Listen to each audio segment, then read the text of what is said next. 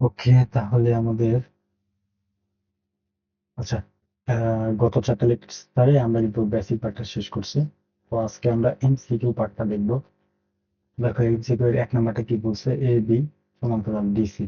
দেখো এখানে জাস্ট তুমি এটা বুঝতে পারছো যে এ বি সমান্তরাল ডিসি, ঠিক আছে? মানে এ বি একটা আর ডিসি, এই দেখো এটা এ বি ডিসি জাস্ট সমান্তরাল বুঝতেছো, এটা কি সমান, এটা কিন্তু তোমরা জানতেছো না। এই দুটো যে সমান এটা কিন্তু বোঝা দিতেছে না কোনোভাবে, যার সমান্তরাল এটা দ্বারা এটা বোঝা দিতেছে। তাহলে দেখো 1 নম্বর বলছে কি A B into M into DC. দেখো যেখানে সমান চিহ্ন দেওয়া আছে, তো তার মানে এ বি আর ডিসি এম দ্বারা গুণ করার মানে কি ডিসিটার মান কিছুটা বাড়ছে, তাই? তাহলে দেখো এটা দ্বারা বোঝা যাইতেছে ডিসি আর এ বি এই দুইটা সমান্তরাল, ঠিক আছে? এবং ডিসি আর এ বি কি কোনোদিন সমান হবে বলো তো? না, কারণ দেখো সমান হওয়ার জন্য এম দ্বারা এক্সট্রা আরো এম দ্বারা গুণ করা লাগে, তার মানে এ বি আর ডিসি সমান। তাহলে এটা আমাদের হইতেছে। আর এটা দ্বারাও কিন্তু আমরা বুঝতেছি এটা যে সমান, তা কিন্তু না, আমরা জাস্ট বুঝতেছি এটা সমান করা। হ্যাঁ, আমরা এটা দ্বারাও কিন্তু তাই বুঝতেছি এটা জাস্ট সমান করা। তার মানে 1 নম্বরটা কিন্তু হইতেছে। কিন্তু দেখো এই 2 নাম্বারটা আমরা তো আমরা তো বুঝতেছি না যে এটা সমান হবে। তো দেখো ডিসি আর এর মান সমান এবং সমান্তরাল বা একই, কিন্তু এটা তো আমরা বুঝতেছি সমান্তরাল, ঠিক আছে? কিন্তু এক যে হবে তা তো আমরা জানি না, তো আগ বাইরে আমরা কিছু করবো না, তো এটা হবে না। এটাও সেম লজিকে এটাও হবে না। তাহলে আমাদের অ্যান্সার কি হবে? 1 নম্বরটা। এবং দেখো দুটি ভেক্টরের সমান্তরাল হবে। আচ্ছা, তোমাকে একটা কথা আমি বলি নাই, সেটা হচ্ছে যে সামান্তরিক যে বিধি আমরা শিখছি না, সামান্তরিক বিধি, ওই বিধিটা একটা ক্ষেত্রে প্রযোজ্য নয়। প্রযোজ্য প্রযোজ্য নয়। তো সেটা কোনটা? যদি দুইটা ভেক্টর সমান্তরাল হয়, ঠিক আছে? দুইটা ভেক্টর যদি সমান্তরাল হয় সেই ক্ষেত্রে সামান্তরিক বিধিটা প্রযোজ্য নয়। কিন্তু সব ক্ষেত্রেই কোন বিধি প্রযোজ্য? ত্রিভুজ বিধি প্রযোজ্য, ঠিক আছে? ত্রিভুজ বিধি প্রযোজ্য সব ক্ষেত্রে, যদি সমান্তরাল হয় দুটো ভেক্টর তাও কিন্তু ত্রিভুজ বিধি প্রযোজ্য। তাহলে দেখো সামান্তরিক বিধি প্রযোজ্য না, এটা কিন্তু হবে না। কিন্তু ত্রিভুজ বিধি প্রযোজ্য, হ্যাঁ এটা হবে। এবং এর দৈর্ঘ্য সর্বদা সমান না, আমরা তো জানি না, একবার একই করবো না, তাহলে জাস্ট 2 নাম্বারটা আমাদের অ্যান্সার। ওকে, তাহলে আমাদের অ্যান্সার কোনটা? একটা। আচ্ছা, এ বি সি ডি সমান্তরাল হয়, দেখো এখানে বলে দেওয়া আছে, উল্লেখ করাই আছে যে A B equal C D এবং এ বি ডিসি। তাহলে দেখো এই যে এটা হবে আমাদের ক নম্বরটা অ্যান্সার। দেখো এটা খুবই ইন্টারেস্টিং একটা কোশ্চেন। তাহলে দেখো এটা একটু দেখো কি বলছে, এ বি রেখাংশের উপর যে কোনো বিন্দু সি, এ বি রেখাংশের উপর, ঠিক আছে? এ বি, ধরো এটা এ বি রেখাংশ, তো যে এর উপর যে কোনো বিন্দু সি নিলাম আমি, এটা তো ধরো এটা সি বিন্দু, এটা এ বিন্দু, এটা আর এটা আমাদের যে এক্স অক্ষ, ওয়াই অক্ষ, তার মূল বিন্দু এটা এরকম আগে। তো তোমাকে বলা আছে কি যে বিন্দুর সাপেক্ষে মূল বিন্দু এ বি সি এর অবস্থান ভেক্টর দেওয়া বলে দেওয়া আছে। এই যে মূল বিন্দুর সাপেক্ষে এ এর অবস্থান ভেক্টর বলে দেওয়া আছে, এটা এ, এটা বলে দেওয়া আছে সি, আর এটা বলে দেওয়া আছে কি বি। এগুলো কিন্তু অবস্থান ভেক্টর দেবে, এই ভেক্টর গুলো বলা আছে, এই ভেক্টর গুলো বলে দেওয়া আছে।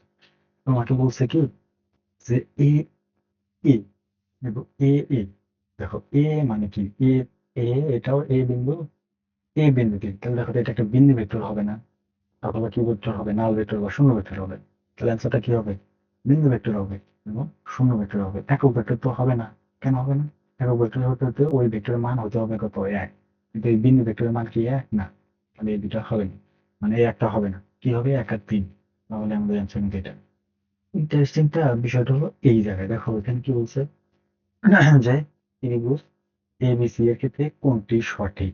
তাহলে দেখো এখানে তোমরা কোনটা ইউজ করবা, এখানে কিন্তু ওই যে এটা দ্বারা কি ত্রিভুজ হয়েছে, এটা কিন্তু বোঝার কোনো ইয়া নাই, ওয়ে নাই, ঠিক আছে?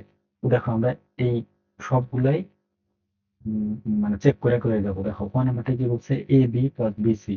তো দেখো তো A B plus BC equals to C A, equals to C A হয় কিনা আমরা দেখবো। তাহলে দেখো দেখো তো এ বি, এ বি এই ভেক্টরটা কিভাবে নির্ণয় করতে পারবো? দেখো এখানে কি দেওয়া আছে, জাস্ট অবস্থান ভেক্টর দেওয়া লাগবে না, এটা অবস্থান ভেক্টর বলে দেওয়া আছে।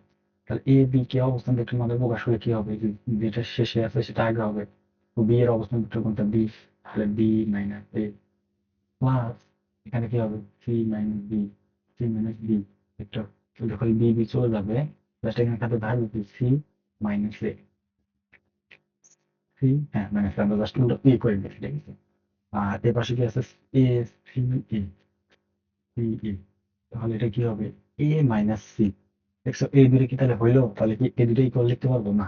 যদি এ এ সি থাকতো তাহলে ঠিক ছিল। তাহলে আমাদের এটা কিন্তু অ্যান্সার হবে না, তাই না? এই যে এটা লেফট হ্যান্ড সাইড করছি, এটা করে বের হয়েছে, এটা রাইট হ্যান্ড সাইডে দেখো তো কি আসে? C E. এটা কি আসতেছে বলো তো? ই মাইনাস সি, এটা আসবে অবস্থান ভেক্টরের মাধ্যমে প্রকাশ করলে এটা আসতেছে সি এর ভেক্টরকে। আর এই এতটুকুকে অবস্থান ভেক্টরের মাধ্যমে প্রকাশ করলে কোনটা আসতেছে? এই দুইটা।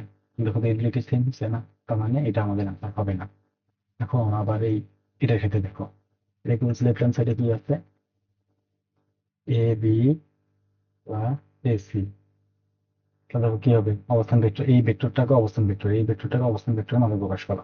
তাহলে কি হবে? বি মাইনাস এ প্লাস এটা কি হবে? বি মাইনাস এ। এই হবে না? মানে যেটা আগে আসবে এটা পরে দেবে। দেখো তো এই এখানে কি কোনো কিছু বাদ যাবে না? এখানে কি হবে বলতো? B plus C minus two A. তাই হবে না? দেখো তো এটি তো হচ্ছে B minus A plus C. হ্যাঁ, ঠিক আছে, এইটা আসতে হবে। এখন রাইট হ্যান্ড সাইডে দেখো তো কি আসে? বি। দেখো এখানে হবে না, এটা তো বলে দিতেছে, তাই এটা কি হবে? C minus B. এটাও হচ্ছে না হবে। ঠিক আছে, তারপর একটা দেখো তো, তার মানে এটাও হবে না। তো এটা চেক করা এখন। তো এটা কি আছে? দাঁড়াও দাঁড়াও, মুছে নিই এটা।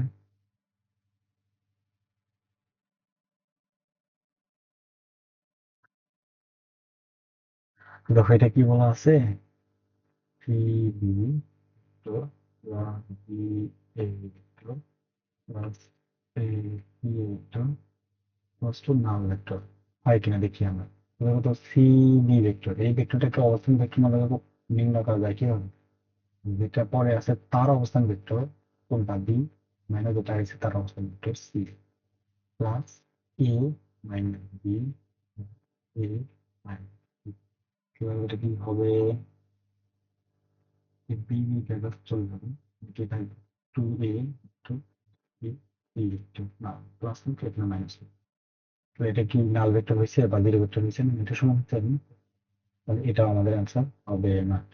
এখন জাস্ট এটা দেখো, তুমি তো এই তিনটা করেই আসলা, তাই না? এই তিনটা যখন হয় না, আমি গ নাম্বারটা বললাম, তারপর আমরা শিওর হইনি। দেখো A B two plus B C plus B B, এটা সমান জিরো হয় কিনা আমরা দেখবো। ঠিক আছে, আমরা এটা লেফট হ্যান্ড সাইড আগে করতে থাকি।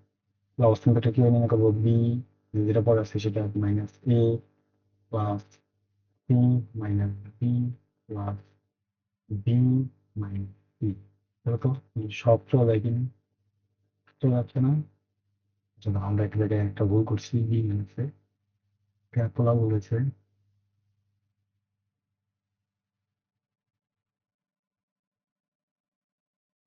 ধরো আমাদের মনে হয় এই জায়গায় একটা তোলা ভুল হয়েছে, ঠিক আছে?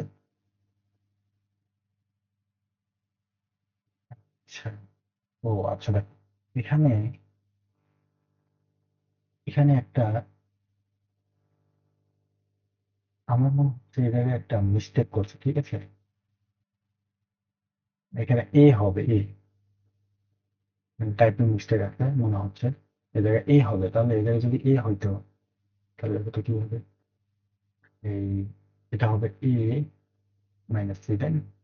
এ মাইনাস সি, তাহলে এই এই এ প্লাস এটা নেগেটিভ চলে যাবে, ওই root minus B plus B চলে যাবে, এটা মনে হচ্ছে তখন হবে। আচ্ছা, দেখো এই জায়গায় কিন্তু এই কোশ্চেনে একটা মিস্টেক হচ্ছে। এমন যে জায়গায় এই এই টাইপিং মিস্টেক আছে, এগুলো তো হবেই না। যেমন একটা জায়গায় টাইপিং মিস্টেক করছে, ঠিক আছে? এটাই তুমি আনসার দাগাই নিবে, ঠিক আছে? এটা এই জায়গায় হবে এই, তাহলে তুমি একটা অ্যান্সার এটা আসবে। ওকে, তাহলে আমাদের এই সিকিউ শেষ হলো। তো আগামী পার্টে আমরা কি করব? সিকিউ সলভ গুলো করতে থাকবো। আচ্ছা, তাহলে আজকে যদি তোমার এই ক্লাসটা ভালো লেগে থাকে তাহলে অবশ্যই তোমার বন্ধুদের সাথে ক্লাসটা শেয়ার করো, এবং যেই জায়গায় বুঝতে পারো না সেটা অবশ্যই কমেন্টের মাধ্যমে জানিয়ে দেবা। আর অবশ্যই লাইক করবে, করে আমার পাশে থাকবে। ওকে, তাহলে আজকে এই পর্যন্ত থাকলো।